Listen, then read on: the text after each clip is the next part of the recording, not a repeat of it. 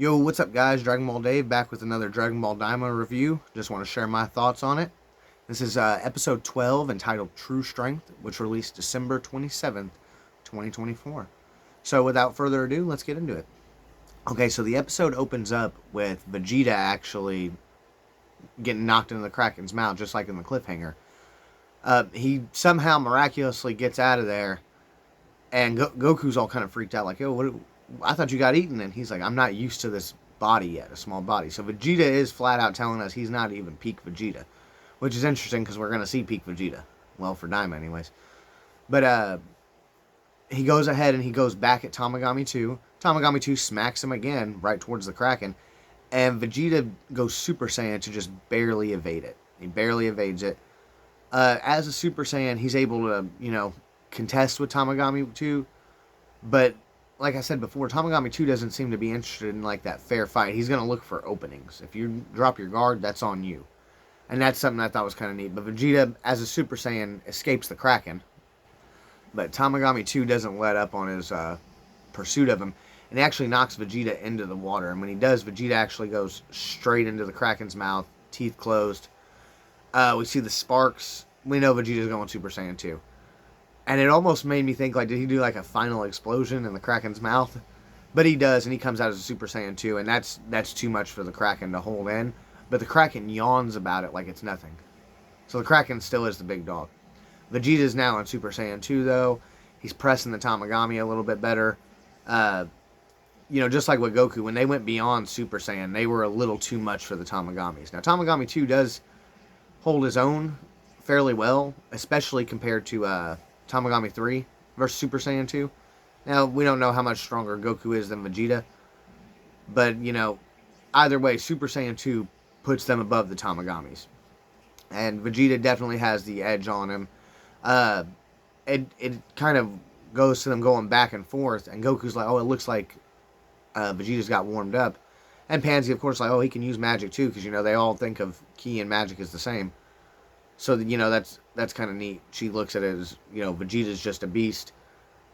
But they kind of go back and forth. It just shows, like, collisions. But the ones we actually get to see, Vegeta seems like he has the upper hand. Well, then it pans over to Majin Buu and his fight with Tamagami 1. And he's, still going at Tamagami 1 and is kind of getting the upper hand on him. He's got a very unorthodox fighting style. He's using weird little goofy attacks and not really like focusing on beating Tamagami 1, but running around being, goofy. But Rinsu and Majin Buu, they're like, oh yeah, he's a beast, this is awesome. And we get to a point where Majin Buu actually, he catches Tamagami 1 by surprise, lands on his sword, and then stops right before he punches him because he wants to complain about chocolate. And that's what he's like, I want chocolate. And he starts crying like a baby about it. It was kind of goofy, and I'm not gonna lie, I'm glad Majin Buu is a beast, but I'm not overly thrilled with Tamagami 1 already being, like, I guess, beaten, or, like, made a mockery of. But it is what it is, it's still cool. We knew the Tamagamis couldn't be much stronger than, original Buu, so there's a chance for Majin Buu to actually be something here. But, Buu throws a big fit, says he wants some chocolate. And, he's like crying. Majin Buu, of course, another little store thing where he's like, hey, I'll go get some, I'm fast. And he runs to go get him some chocolate. But then we just see Tamagami 1 just grabs Majin Buu and he's like, well, if you're not going to take it seriously, then I'm still going to pummel you. And he goes ahead and he continues. And then it pans right back to Vegeta and Tamagami 2. And so this episode is so action-packed with the way they're going back and forth between these fights. It's really cool. Like I said, if you're a Vegeta fan, you'll really like it. Like I said, Pansy makes note that the Tamagami is kind of losing against Vegeta. And Neva can't believe it. He's like, I can't believe there's individuals like this. And then he does some more magic cool stuff, man. Puts his staff down, it stays standing. Just moves his hands in circles. And sends like this energy to Tamagami 2. Now, Tamagami 3 did this thing where he overheated against Goku. He was like glowing red, almost like Magetta, I pointed out in my review. But, this is not the same. What happens here? Tamagami 2 gets like this aura around him. And what Neva says, they ask him, what'd you do? And he's like, oh, I just helped him out a little. They said they like to fight. And he's just so casual about it. It makes me wonder what kind of extra abilities he has. But it's basically like this like shiny aura around the Tamagami, and it overwhelms Vegeta. That knocks him directly into the water. And even as a Super Saiyan 2, Vegeta really can't compete with this Tamagami 2. Now, Vegeta's not just getting one shot slapped around. You could argue that it's still pretty much just like before, showing them as equal. But to me, it seems like Tamagami 2 has Vegeta pressed.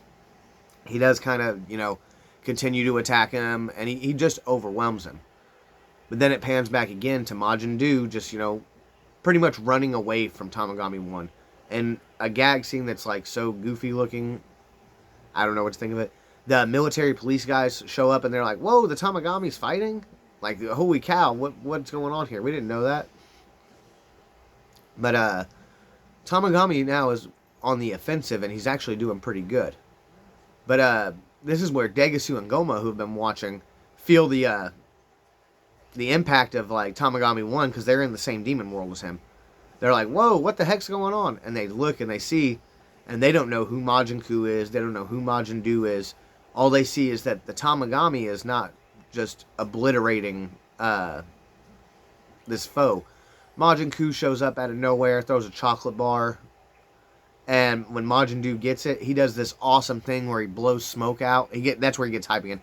He blows steam out of his head like Majin Buu, then sucks it all back up into his mouth and launches a blast at Tamagami 1. Tamagami 1 is able to like block it a little bit, so Buu just gives him another little whoop blast into it, and it totally overwhelms Tamagami 1. Puts him down in the dirt, drops him to one knee.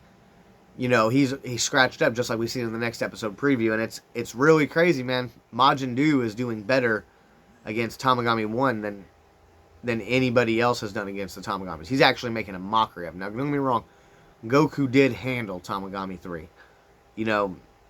But Buu is like, Goku had to go to Super Saiyan 2, and he seemed like he was serious in the fight still. Like he wasn't going to get... Majin Buu is just like OP beating on Tamagami 1. And like I said, Goma and Degasu don't really know who it is that's fighting. And then they see Dr. Arinsu, and they're like, whoa, what the heck's going on? And like I said, Majin Buu is actually... He's cocky now. He's actually goes for this like spinning roll thing. Tamagami 1 says, bring it on. Charges up his heat, like the overheat mode that Tamagami 3 did. And he actually... his sword changes color too. It's like it's glowing hot. And they kind of like go at each other like they're going to collide, but then they don't collide. They dodge each other a little bit. Due to some weird thing where he wraps his head up around Tamagami 1's sword and then headbutts Tamagami 1. That was pretty cool. Then they have a big collision together. Dude's blast Tamagami's sword. And it ends with Tamagami 1 laying flat, defeated, and Doo lands on his feet laughing. And then the Tamagami actually gives up. Tamagami 1 accepts his defeat to Majin Buu. So he lost before Tamagami 2 did even. And of course, Doo's excited, Ku's excited, and Arinsu's like, I don't believe it. How did this even happen? Which I think is kind of, like, she had an idea, but she was not really confident in Majin Buu the way he was. And of course, all the Tamagamis have this little challenge after, and Arinsu's like, huh? And then she says, huh, I just think it's great. But it says if you can win in this challenge, the Dragon Ball is yours. And Goma's over here like, man, what is Arinsu doing now? And who is that with her? And Degasu's like, what are you doing? Like, what are you thinking, Arinsu? Like, what are you doing here? Because that kind of implies that Degasu and Arinsu don't have an agenda together. But anyways, like with Tamagami 3, there is a game. Now, the game with Tamagami 1 is mental arithmetic, so mental math. And it basically, in that little glowing, floating Dragon Ball they all have, the big one that's like a hologram, a bunch of numbers start randomly appearing, and you have to add them all up. And at first, it's 1 and 4, so that's 5, and then an 8, 13, then it doesn't show. And it goes to double digits, then triple digits, and it gets up to 9-digit numbers, so you're kind of like, whoa, you're probably not going to add it all. Well, I mean, you're not going to add it all because it doesn't even show us all the numbers. But remember, the Tamagami challenge is it's a one-on-one thing. Majin Buu is looking at it and just not even paying attention. He doesn't know. He's totally lost. You can tell that. And Dr. Arinsu is even like, nobody can answer that. I couldn't even keep up with it. And, that's kind of interesting because, like I said, she's got the Kaioshin eyes. That doesn't always mean a whole lot. They couldn't keep up with the Tamagami. Shin couldn't keep up with Tamagami 3 hiding the Dragon Ball in the cups. But then we get something where Majin Buu just whispers faintly 683,775,029. And it shows Majin Buu's ears wiggle, and then he just repeats the number. So there we go, man. Majin Buu got Majin Buu the chocolate and gave him the number, the answer to the math problem, in order to beat Tamagami 1 completely. And he gets it right. That's what the answer is. This goes into, like I said, Majin Buu did say he's very fast. And, there you go. His eyes are sharp, too. He is a quick guy. But they win the Dragon Ball, and Tamagami 1 just relinquishes it. Buu is kind of like, whatever, until he gets the Dragon Ball. He's like, I did it. He's kind of happy. And Majin Buu feels like, they're like brothers, man. It's like brothers. He's like, yeah, we did it. My brother's a badass, and, just because you thought you was going to outsmart him, I'm ready. I'm right here with it. And it was kind of cool. And they get the Dragon Ball. And then you get this thing where Arinsu's so happy about it, but doesn't give a damn about what Majin Buu did. She tells Majin Buu, well done, and Majin Buu's like, hey, pretty good. My assist was pretty good, wasn't it? And she's like, you didn't do anything but watch. And it was kind of weird that she did that, like she didn't acknowledge it. And Buu even kind of looks a little funny about it, but he's like, whatever, I don't care. And like I said, they're brothers. He's like, my brother's a badass, and you know what? I'm smarter than anybody's. But Degasu and Gomaden are still freaking out. They're like, I can't believe she took a Dragon Ball from the Tamagami. And Degasu goes as far as saying, well, maybe she's protecting the Dragon Ball from the ones who came from Earth or whatever. And Goma was like, yeah, I doubt she would do something so generous for us. Which is really funny because it's like, she clearly didn't care for Goma that much at the beginning. And Goma does like her. But Goma's like, man, hopefully the last one is still safe. And remember, like I said, that you could argue they were equal, but in the second world, second Demon World, Tamagami 2 with this amp power from Neva is actually seeming to get the edge on Super Saiyan 2 Vegeta. But they are going, toe-to-toe for the most part. He actually pushes Vegeta down into the water, and then when Vegeta lands a clean hit on him, but it just does nothing. And Tamagami 2 destroys him, smokes him, blasts him in the water. And that's where Vegeta we see laying down at the bottom of the floor. Remember I said last week I thought he was going to go on a side adventure inside of the Kraken. And that's not at all what happened. I didn't even realize he was underwater in the preview from last week, but he is underwater. And he just, snaps. He gets knocked down. He's only unconscious for like maybe a half a second, if that. And then he powers up, charges his energy to max. And it looks like Super Saiyan 2, a big explosion. It knocks Tamagami out of the water, and Vegeta comes busting out of the water. Like I said, he's powered up into Super Saiyan 2, but he's not done. And everybody's got their eyes on him. They're like, whoa, what's Vegeta doing? So he starts screaming, and he powers up, and it shows behind, and it shows that hair get long. That's right. Vegeta's going Super Saiyan 3. And it's like, whoa, this is official. Sorry, Dragon Ball Heroes. Sorry, Super Baby Vegeta. This is the real deal. Vegeta goes Super Saiyan 3. This is the first time we've seen it outside of a video game thing, including Dragon Ball Heroes. I know they had the anime. His hair's a little weird. It reminds me kind of Beast Han's. It's not like as long and back as everybody's. That's okay, though. That's not a big deal to me. And it is Super Saiyan 3 because Goku's all like, oh, come on, when did he learn to do that? And Bulma chimes in, she just kind of is proud about it. She's like, well, he's been training by himself for a long time. And it can't have been that long since the Buu Saga. Like I've discussed before, I even got a video on the channel talking about how it's less than a year after the Buu arc. But like I said, Vegeta said he's not even accustomed to his body being small yet. Yet somehow he just broke limits in Super Saiyan 3. And he completely overwhelms Tamagami. He crosses his arms, kicks him, tells him, come on. When it kicks him, he lands in the water, and then tells him, like, come on, let's see what you got. with one finger, he stops this Tamagami's trident, blocks all his attacks. It's like watching Beerus and Goku again. Then he catches it with two fingers and snaps the trident in two.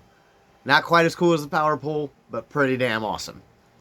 Pretty damn awesome still. Throws a kick, and the kick doesn't even hit Tamagami, but the force of it forces him to block, and just it knocks him back, rips the water up. The animation on this is so crazy. And then Vegeta just goes in, kicks him about 6 or 7 more times with his arms folded.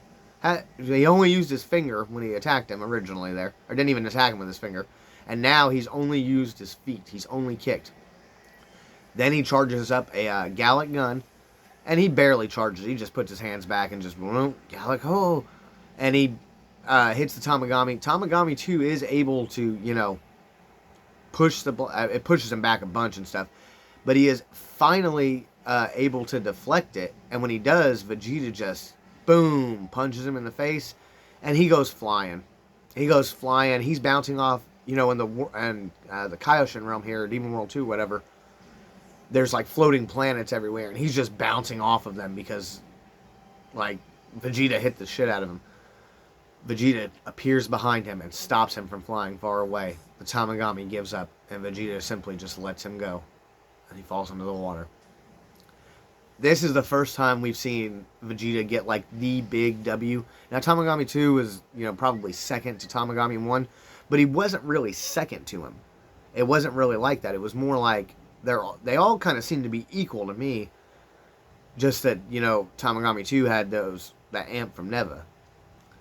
But because of that, I do think he was the strongest Tamagami, and Vegeta just beat the strongest villain so far. The big bad guy, unless Majin Buu was, stronger.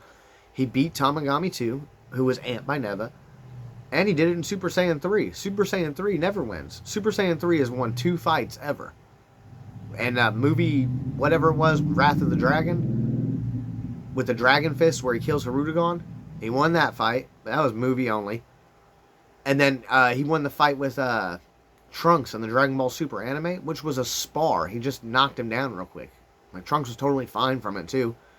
So it's he hasn't actually got a good definitive win ever in Super Saiyan 3. Gotenks fucking failed miserably. But Vegeta actually, not only did Vegeta get the biggest W of his life, sorry, God of Destruction Topo, you're not that cool. He got it with Super Saiyan 3 and gave Super Saiyan 3 its first real W. That's awesome, Like I said, if you're a Vegeta fan, you're probably going nuts over that. You probably think that was awesome. Everybody's super hyped about it. They're all like, whoa, that was good. And Neva's even like, oh, what a surprise. I didn't think they had that much power or whatever. Tamagami 2, just like Tamagami 3, fixes his weapon. And then, of course, there's a game. Now, it's interesting with this, too, because, Vegeta's already thinking, I don't give a damn about a game. I'll pry that Dragon Ball out of you if I have to. But it's a question he does, and he has 10 seconds to answer. Now, the way they do this, they make it seem like it's a math problem. But it's not actually a math problem. And Tamagami 2 didn't even know it. He had to look at the instructions, and he kind of breathes hard just to read it. But it says that there's basically a child who gets 15 biscuits from his mother and goes for a walk. He then says that the child actually eats 1/3 of the biscuits on the walk, and then encounters Jiro the goat. So there should only be 10 biscuits left because he ate 1/3 of them. Then he asks for half of the remaining biscuits, so he hands over half. I'm sorry, Jiro asked for half of it, so he had 10, now he has 5, okay? Then Jiro wonders about being too greedy, and he returns 2 of the biscuits to him. So now Buddy has 7 biscuits. Johnny has 7 biscuits. Well, then he meets a dog named Subaru, and the dog gets a biscuit. So now he has 6 biscuits. And then Shiro the Monkey appears and steals 3. So now he has 3. Johnny continues on, keeping his anger under control. He then encounters Ichiro the Snake. The kind Johnny decides to give Ichiro the rest of his biscuits. Now, how many biscuits was Ichiro able to eat? And Vegeta even powers up into Super Saiyan, what the heck? And they're all kind of like, oh no, Vegeta's not good at no math like this. And Vegeta actually owns this so well. The Tamagami's counting down, how much time he has to answer the question. And right as he counts down 10, 5, 4, 3, 2, 1. And right as he's about to say Z for zero, Vegeta yells zero. And it's like, huh? He's like, what do you mean? He's like, 0 biscuits. That's my answer. And Tamagami 2's like, what? Why? And Vegeta's like, you said that Buddy was a snake. And snakes don't eat biscuits. And I was like, what the hell, you smartass? I thought that was kind of funny. But Vegeta doubles down on it. That's why it's 0, and he's looking smug. And everybody's kind of looking like, wow, you couldn't do simple math like that, bro. But then Tamagami 2 tells him, good job, that's correct. You got it right. Take the Dragon Ball. And he gives Vegeta the Dragon Ball. That's right, Vegeta gets the Dragon Ball. Like I said, no one helped him either. No one helped him. He did that all himself. If anything, the Kraken got in his way. He freed himself from the Kraken himself, which is the big bad. I thought, you know, if you're a Vegeta fan, you're very happy. You're very happy. Like, Vegeta did great. I bet this episode breaks the internet, you know. No, probably not breaks the internet, but people are going to go nuts about it. Tamagami 2 asked Neva to forgive him because he couldn't protect the Dragon Ball. And Neva's like, no, don't worry, this is how it should be. And besides, you fought quite well. And, you know, Tamagami 2 is like, yeah, whatever. I'm still kind of, like, disappointed that I couldn't handle it or whatever. But then the Tamagami 2 just goes right back to, you know, Gardenous Post, which is Dragon Ball-less, as of now anyways. But Goku says that he was really impressed Vegeta did that. Vegeta says that, you know, there's snakes on planet Vegeta too. So there you go, animal, a little bit of lore building. Hybis finally acknowledges Vegeta, man. A little bit of respect from Hybis. He says, wow, you really are strong. I guess I'll do a victory dance for you. And then, you know, Vegeta's like, don't, whatever. I still think Hybis is a bad guy. I don't care what you guys think. But then Goku offers Vegeta one of those little medi bugs, revive bugs, whatever they're called. And Vegeta's like, no, I'm not going to eat no bugs, man. That's gross, you know. And Goku's like, hey, he does say that it's like a Senzu bean. It replenishes your stamina and your damage. Which, like I said, the Senzu is kind of contradictory throughout all the mediums of Dragon Ball on which one it does, what it actually does. But with that, Goku kind of clarifies it now. And he did say before it made him a little full. But Vegeta said, I'm not eating no bugs. And Goku's like, why not? You used to eat critters. And Vegeta's all like, yeah, but I'm more refined now. And Vegeta's telling him like, or Goku's like, you don't talk like someone refined. To which Vegeta promptly responds, shut up, and screams, you know. But now they all acknowledge that they can go to the first demon world and get the third Dragon Ball. They do not know, however, that Rinsu's already on it.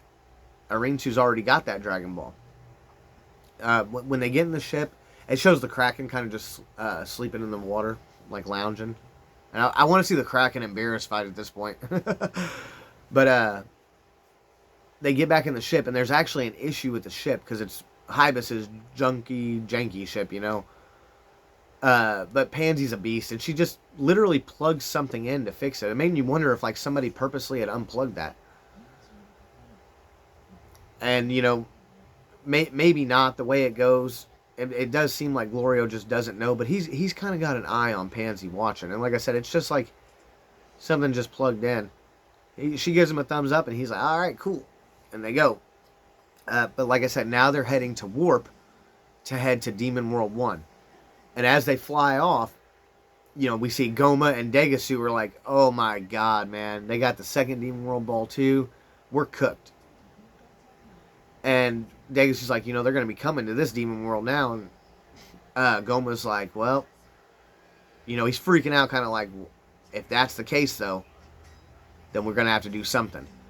And that kind of is where it leaves us on our cliffhanger, because, you know, he's got to do something else now. He's got a plan, at least for them. But I don't know what his plan is or what he's going to do. And that's where the episode, like I said, ends. We have no idea what's going to happen with that.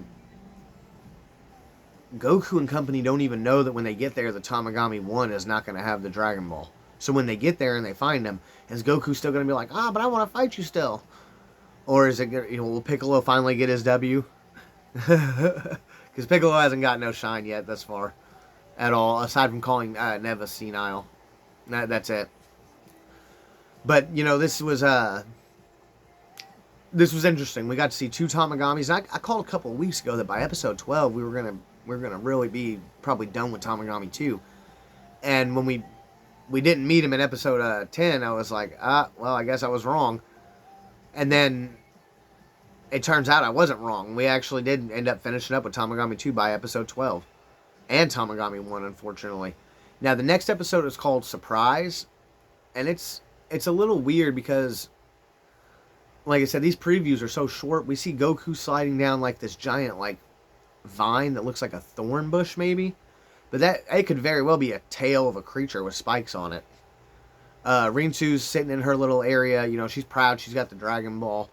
She's only got one of them, so she's still got to figure out how to get the other two. And I'm wondering if that's what Goma's going to try to play into. And like we know Rinsu's got one, and she's trying to get the other two. We know these guys have got two, and they're trying to get the other one. I wonder if they're going to try to make Goma like a good guy or like an ally, or if he's finally going to show like, hey, I am the villain. I am the big bad of this arc. Like I said, people have speculated about Neva because of all the weird stuff he's done. I don't know for sure on Neva. I'm not sold on Neva. I don't think he's bad. But when it comes to Hybis, I still think Hybis is a big deal. It's the first episode where Hybis actually paid Vegeta some respect and seemed to compliment the strength thing. So that, I thought that was kind of...